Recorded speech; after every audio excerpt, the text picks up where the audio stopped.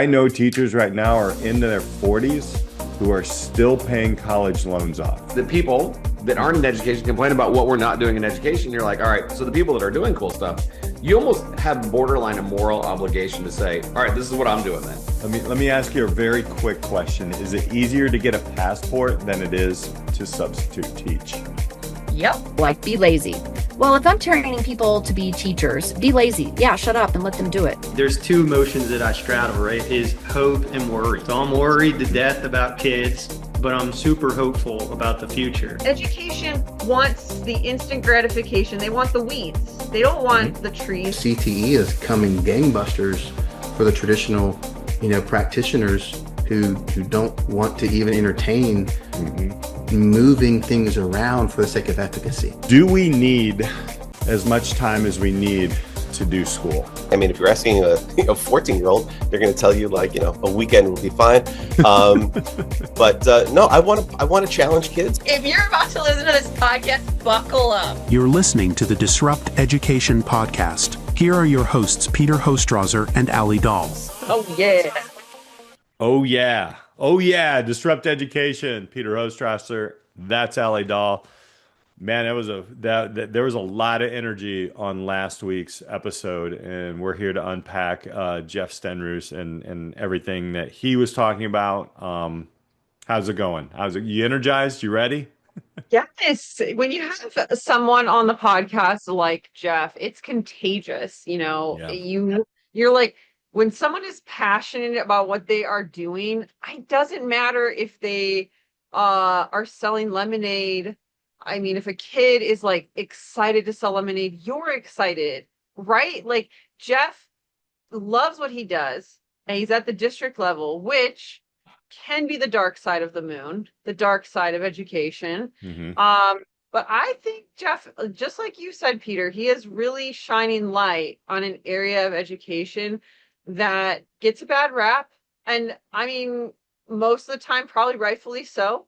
From an educator's point of view, it's like when you have supportive admin, and we've talked about this so many times on the podcast, and I'll say admin's hard to get on the podcast because, they're busy and their districts aren't always supportive. And so like, it was really encouraging to have a district leader who is passionate about empowering teachers, buildings, community, industry, all of it. Like, who wouldn't want to partner with Beloit? Like, right? If you have a team like Jeff and he's very humble, but like humble in a way that he's just like, yeah, like, I see the potential in this program, this person, this business, this whatever. You need someone like that in an admin role, a yes person. I don't think he's in the clouds. Like, I don't think he's just saying yes to everything. He's like, he knows good people. And I mean, I will say one of the things that stood out to me on that episode is he talked about key people in positions. Like, he talked about these two educators. Like, I asked him, I was like, how did you even get teachers to like go along with this and, get them to teach differently? And he was like, well, I had two Beloiters, and they'd been Beloiters and taught in the district for a long time. And that vertical alignment, from the district down to the teachers and out to the community, what a game changer. And it just shows what's possible when you have that kind of integration. And if you need to read up on Beloit Memorial High School and school district, and you need to hear about what they're doing in our podcast and other articles that talk about the work that they do, because they're going places. Yeah. I mean, and along with that, I mean, we talk about the other people who, have been on this series.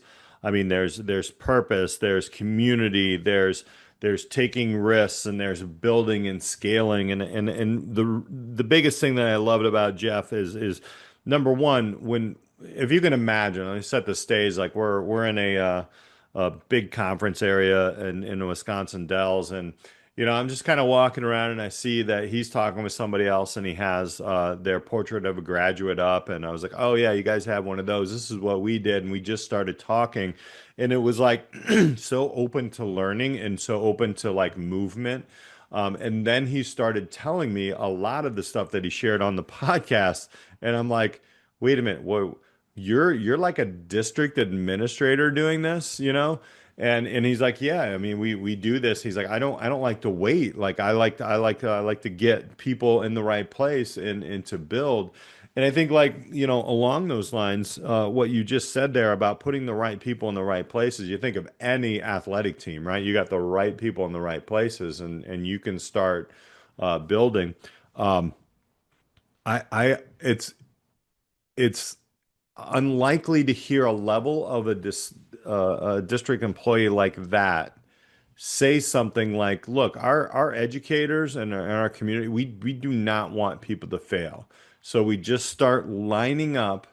What do you want to do? What do you see a need for? And then you just start matching it, like with community, with parents, with everybody, and then you build this thing. And it sounds easy, but it takes a special type of leader to direct something like that where there's a purpose and a vision, and people just start owning it. And again, you were talking about it. You asked a great question about those vertical structures of how you have to walk the walk and not just talk the talk. Meaning, like if you're like, say, like for us, like if you're building an internship program or an apprenticeship program, we'll put one right here in the school. Let's go, right? Because if we're not going to do it, why should we expect everybody else? And that's the way, Jeff is building, and he's just allowing people to say, you know what, I'm going to be the professional for this, and it might be welding, and where there's, and then you see what happens. There's a elements are in the room, and then you have all these different things. See, I didn't do well in chemistry. There's elements everywhere. The table of elements. What the heck is that Everywhere. thing called? I don't know. Periodic table of elements. That one. Yes, I blocked that in my mind. Sorry, Mrs. Parker from my high school. May God rest your soul. But like, oh my gosh. So I blocked that. But you have that, and if it's in a welding classroom, in a kitchen, like these things will start happening because people are not lazy. I feel like people get lazy and turn off when they're controlled.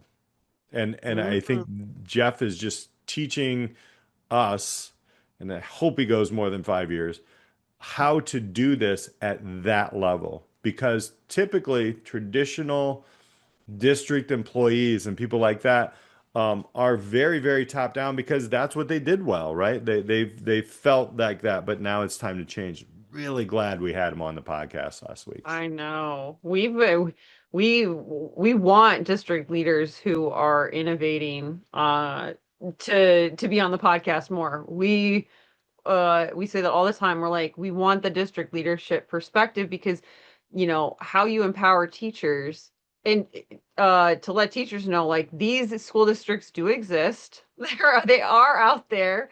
And innovation really, it can't, I mean, it can just be in the classroom, but for it to grow, you have to kind of build it all the way throughout the community. And I mean, shout out to, Frito-Lay, Scott Forge, their tech Mhm. college. Like, I want to say this is an opportunity for industry if there's ever a time, because we did ask him, we're like, okay, like, how you're 8 years into this program, and like at some point, and he said, like, the theoretical had to kind of manifest into the reality, and partnering with the local industries, it took some of the giants Mhm. in the community to say, yes, we will take students. Yes, we will amend our policy. He didn't say this explicitly on the podcast, but like it's in their literature about their program.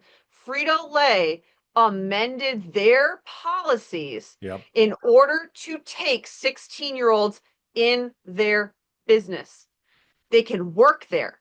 they amended like work policy. They got it all the way through. Like it's possible, right? So you have like, you go after the big fish and it can snowball. And yeah, Hmm. maybe the big fish isn't the right approach for your community, but it can be the right approach. And I think that is what moved the needle on their business is they got the buy-in from somebody respected in the Hmm. community who made big changes. And I know he's being humble when he says like, "Oh, we can't guarantee that this is a talent pipeline." It absolutely is a It is. talent Yeah. pipeline. I don't like I guarantee the next step for them is to show how much talent they have kept in the community and Hmm. just broadcast that as loud as possible and market that because then you're going to get this continual buy-in. And Christy Valesky talks about this in her Edu Vitality work. It's like that's where the strength is. And Beloit is semi-rural. Like it's not like it's kind of in between Chicago, Rockford, Illinois, and Madison. It's Hmm. not like suburbia and it's not rural. Like I don't know where you'd kind of place it, but like it's you know, they're maybe not a Main Street type community. Hmm. That's a few hundred people. Their high school has over 1,000 kids, but they're not huge city either. And so they certainly need to continue to revitalize and grow their community and they are. And that's Yeah. they could think why it's growing. Um and the academy model is incredible as well. Right. I mean, when you're taking a look at all those like different choices and areas that you can go into, there was a couple of things I wanted to touch on, kind of extending on, what you were just saying and what Jeff obviously shared with us. I think number one is the companies that get this that understand that the community and their school districts, if they're willing to reach out, do apprenticeships, do internships, the companies that get it will be able to not just start to build a talent pipeline. They will actually be able to see systems that are working and aren't working. I mean, as an internship coordinator, I've had the opportunity to look into and work with major corporations, and there's so much red tape on their end, even more than government, aka schools, that it is clogging their recruiting and they don't Mm, realize it. So for mhm. Frito-Lay and these companies to really open their doors and say, okay, we can learn something here, that's a game changer. And I believe if you want to compete in this day and age in manufacturing or, retail or whatever it is, business that you're in, you better be looking at the 16-year-olds and 17-year-olds. You better be talking to the 12-year-olds and understanding their lens because they're the next generation. And it's not philanthropy. It's not, okay, we're doing this to be just grateful and no, there's actually unbelievable value and more schools like Beloit are bringing in, I'm living proof of this, coaches, career coaches that will help guide young people so you can have a built-in mentor that your tax dollars are going towards to help your pipeline. Like, look at it that way. And again, amending, I get it all the time. I know I just wrote on it on LinkedIn about like 18-year-olds. Oh, we only take 18-year-olds and up. Why? Okay, is it an insurance thing? We've got $1 million policy on each one of our kids. What's next? Oh, it's not legal? You're wrong. It is. Here's the 17, 15, 3,000 things our kids can do in manufacturing, a hospital, or whatever. Next, what else you got? Because all we want to do is we want to coexist here, learn and grow together. And it does, I guarantee you those numbers, like you said, are going back into Beloit. These kids are coming back or they're just going right into the workforce with credentials. And it's such a game changer. It's such a game changer. I can't tell you. We see these all the time. It's just frustrating when you have this winning lottery ticket and you're reaching out. So if you're a community member, if you're in a company or an organization, um, real like this is serious work. This is not just okay, we're going to help the high school. Man, we've both seen it. We've seen some of the students that we've had on this podcast. We've seen different things that can happen when you give students and young people experiences like that. And I think that's just something that is really, really great. The other thing that I wanted to touch upon is, the AP thing. And he's like, okay, well, now we're weighted, right? That's great. You know what? We weighted our classes too. A lot of our CTE courses are weighted grade wise. I have a story of a young lady who was at my previous school district and she was mad because she was number 2 on the ranking list because she took a college prep or was it an internship workforce ready course, right? It wasn't rated. Guess what, Allie? In that class, we taught people how to look for money, how to look for mentors, how to get into the big book of college scholarships. She did that and she got a full ride to a very prominent 4-year university. Okay, I'll be second. You know, like it doesn't. So when people start to see the value of these things, and something that Jeff mentioned that he didn't go too far into, but was, when we're not pigeonholing kids. Okay, and I know Jason Van Nuss has said this. I know we talked to Christy about it. You've said it. If we continue to do the same things that we do, push kids in a college prep course only, AP, Core 4, get the grades, get the SAT, ACT. We are pigeonholing our kids. Yep. Anything else, we're not. So even if they go down a pathway all the way through, you're a perfect example of this. Health science, wanted to be a dentist, pivoted, and you're okay, right? Because in Fine. that realm, you learn skills, right? Yes. You Yes. became an excellent educator for 10 years, and now you're one of a handful of skydiving instructors specialized. So there you go. All right, I'm off Yeah. my rant now. No, I love Jeff got that. me I fired mean, up. it yeah, we cannot be scared. I can totally hear, people being like, "Oh, these kids have to choose an academy and a pathway and like what if they change their mind?" I guarantee you, Jeff, he kind of briefly mentioned it, but I guarantee you they're like, "No, no, no, no, no. You can take other classes, you can explore." He talked Yep. about, students like not being locked in. The thing is that I guarantee you, it doesn't matter what academy you're in, it doesn't matter what pathway you're on, you're going to learn skills and you're interested in. Hmm. Great. What is the worst thing that can happen? Oh, you realize you're not that interested in it. So you pick something else. Like, I love the idea of the the same requirements being filtered through your interests, and getting to explore that. Because I did ask him, I was like, like, how do the core teachers, how do they integrate the all of these awesome experiences these students are having, and they have these guaranteed experiences, which is awesome, and I'm sure that's going to grow.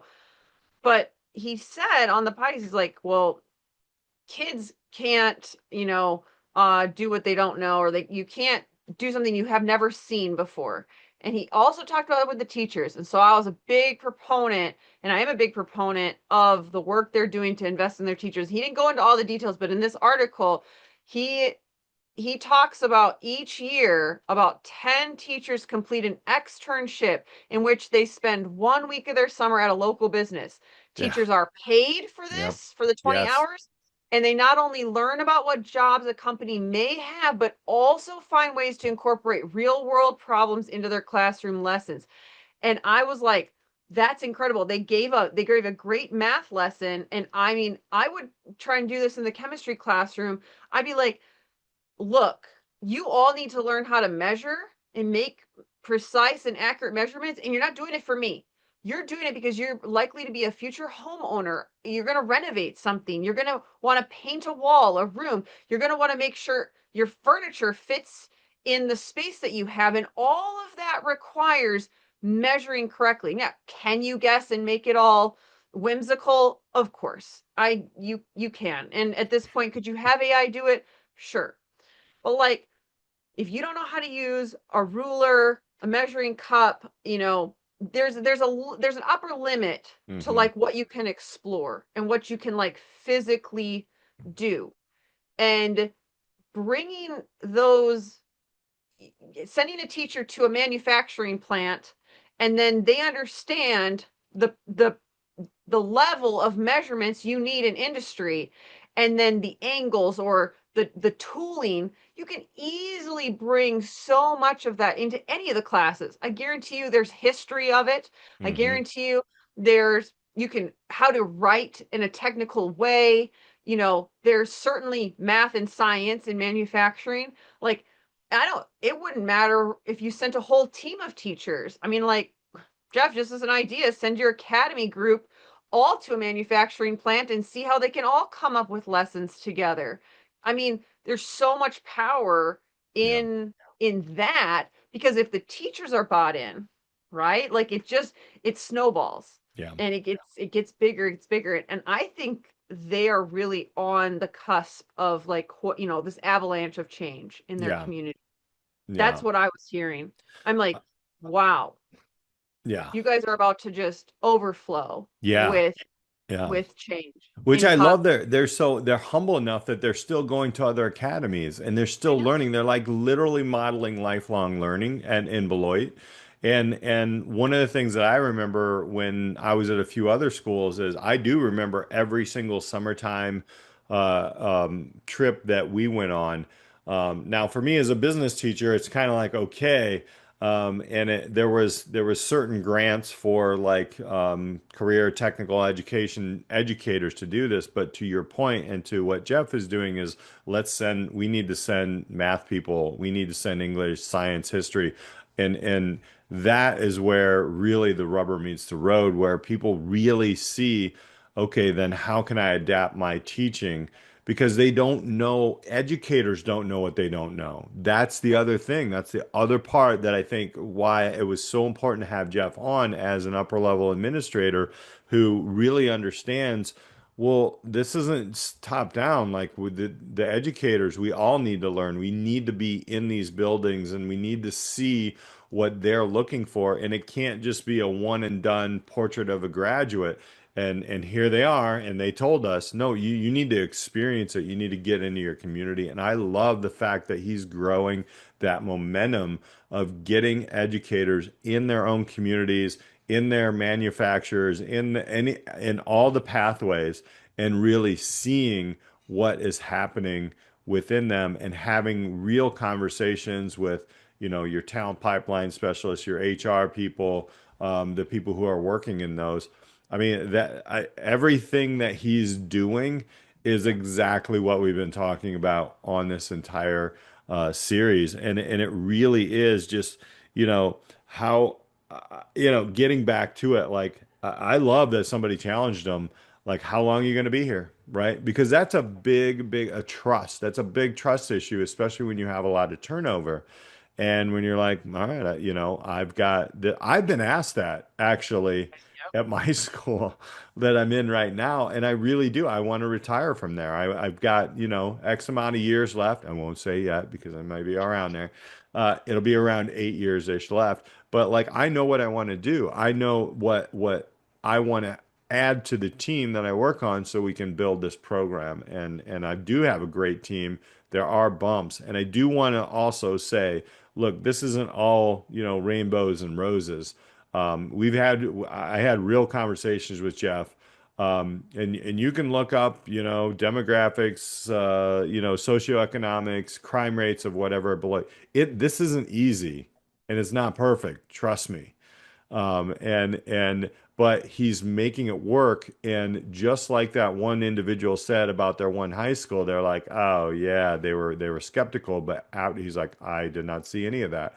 This is what happens when you start transformative education to help people walk away with real skills, confidence, and a little bit more clarity over a test score and a GPA that they may or may not be going to a 2 or 4 year. So, and a lot of them do. A lot of them do go to a 2 year and 4 year, and they go deeper into something that they've already gained these skill sets and these accomplishments and certifications for. So I just want to make sure people understand, like, look, we know this isn't like, oh, this is purgatory. Look at this is perfect. Nothing is. There's hard work that goes underneath this. This guy, I mean, when we recorded this podcast with him, is 6 p.m., 6:30 p.m. He's after a full day of work. Yep. So, and we're still talking about this, and it takes that kind of effort to do it. But I'm telling you, it's worth it. It's worth it when you see your community start to work together. There's nothing else like it. So that's what I feel like Jeff is doing with truly disrupting education. Totally. This whole series on innovators in education and how, bringing you guys real action takers and people deep in the work. And we just, we love finding people like this. I just want to, I feel like this is a good point to be like, look, if you know someone that needs to be on the podcast, or you're listening to this and you want to be on the podcast, go to our website. Yep. We have a form, a Google form. It's simple. You just answer a few questions, tell us why you want to be on the podcast, and we do read those. And we've, like Gary in this series, he did that form. We read all of them, and we're going to have another guest most likely on the podcast this fall who also, we're like so excited about that. Yeah. This is getting back to Jeff. This was by far, I don't know if I'm naive and I'd never heard of this idea for elementary, but the truck of the month. Yeah. Okay. When he said that, that is not what, and like the description was not what I was expecting. So if you've not heard of this idea for, helping young kids get a sense for things they could do, is you have K-5 students go outside and look at the trucks, because little kids love trucks and they looking at the cars. And so they be like, oh, passing by is the Amazon truck. Oh, passing by is the postman truck, like the bus driver bus, whatever. Like I'm picturing the ice cream truck. I don't know, like, and see what they kind of gravitate to and just have conversations around that, and what trucks are in your community, because it's tying it to a local. The trucks in your community are going to be different than some of the trucks in my community. I mean, the garbage trucks probably in both, but like probably different brands. And that, what a great visual for kids to see and look. I don't think I've actually really thought about the truck of the month. Like, I'm really jazzed about this. And like, when I go into the subbing this year in elementary, I'm going to share that idea, because I've again, if that idea isn't new to you, move on. But it's new to me, and I'm really jazzed about it. And I don't think it's just actually K-5. I think you could do it with middle schoolers too. Just like, it could be done a little bit differently, but at the same time, if you're starting somewhere in a school district and you just want to help kids visualize what's in their community, not only can you do like obviously a drive-by of like the businesses, but like what vehicles are on the road, because it's going to change their lens. They're going to start looking out the window when they're driving with mom and dad differently. And you just planted probably so many seeds that you didn't even know, of kids looking at what is around in the community around me, that they probably would otherwise, it would just be like that video where you're asked to count how many times the basketball gets passed, and then the gorilla's like walking through, right? Like, I feel like I'm tomorrow going to get out and go drive to the gym, and I'm going to be looking at the trucks. I know that's going to happen. Yeah. You have to share which trucks you see, and then, but you're right. I think it's starting kids to become curious about the world around them, and starting younger students to really start questioning, like, how does that person get to be a truck driver? Or how does that person get to, or what kind of things are in that truck, and where they come. So it starts them thinking and talking about this. And that was brilliant. I was just like, wow, that's something, like, people just checking on their own worlds and really starting to take a look at things outwardly. which I think this next generation is really going to be good at. I really do, because of, we can go down another rabbit hole, but like how AI and technology is getting so like, I don't know. It's just, I think the pendulum's going to swing the other way, but I think this is a perfect time, like Jeff was thinking about that. And then how can we do something a little bit different to help our youth really start taking a look at this? Wow, what a powerful episode last week. If you didn't catch that one, just go back one episode, listen to Jeff Stenroos in the school district of Beloit, and it was just so much. It was another master class, Alli. That's really what it was. So Definitely. yeah. Final thoughts on it, and before we move on. His best quote, my opinion, was, "I don't disrupt education, I adjust it." It's like, Jeff, you are totally disrupting education, but I think it's hilarious that you think you're just adjusting it. I think he had to say it because he's upper level admin, and you wanted to be like, that's a little more PC, maybe. I don't know. So I love that. So this is the adjustment education podcast, I guess now, right? He is a disruptor, and he's a mover and shaker, and just so glad that we had a chance to talk to him. So yeah, so we're gonna adjust, and we're gonna move on. But next week we still got some more. So got a lot of things coming up, and we're really excited about that. Just wanted make another note. If you do, or somebody else wants to be a part of our podcast, look, we're booked out. I mean, we have hundreds of people who connect with us. I know I get a lot of emails through the show. Please go to Disrupt Education Podcast. Scroll down below the general inquiries, and then there's a button there that says where you can fill out that form, and we'll get your information, and we'll check it out. We do read them. So there's just so much disruption going on, and leave a chat, leave a comment, let us know how we're doing. We're rolling and disrupting and adjusting.